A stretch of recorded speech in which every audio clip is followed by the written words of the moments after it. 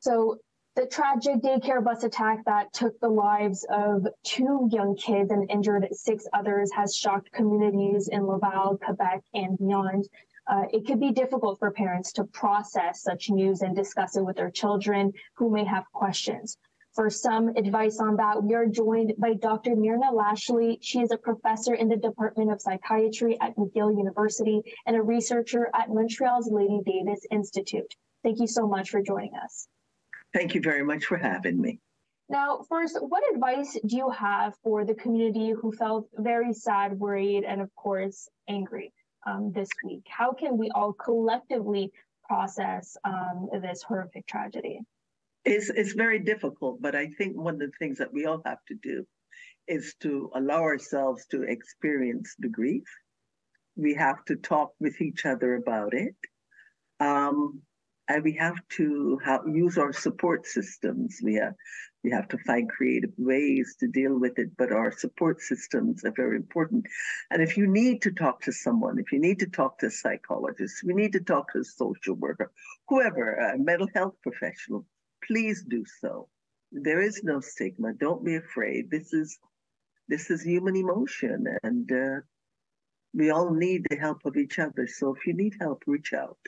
And, you know, from adult to adult, we tend to know more how to speak to each other about our problems. But what's a good way to talk to our children about this? You know, those who may be old enough to understand and have questions, or even those who are not old enough to fully understand, but kind of can feel that something is going on.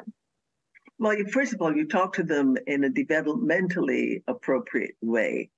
Don't just stick to age. You know where your child's development is and talk to them in a developmentally appropriate way. Talk to them in a way that they can understand.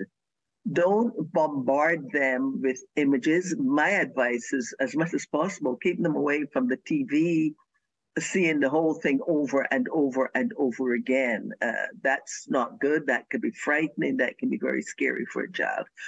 But talk with them. Find out what they want to talk about. If they say they've heard about it or they've experienced it, listen. Don't cut them off. Listen. Ask them what's bothering them. What do you know about it? What have you heard? The other thing is to be, not only do you listen, but you help them to be creative in the way they discuss it. Don't lie to them. Don't lie. And if you don't know the answer to something, be honest. Tell them, I don't know. Thank you so much, Dr. Lashley, for your insight and your expertise and for your time today. Thank you. Thank you very much for having me. Have a good day.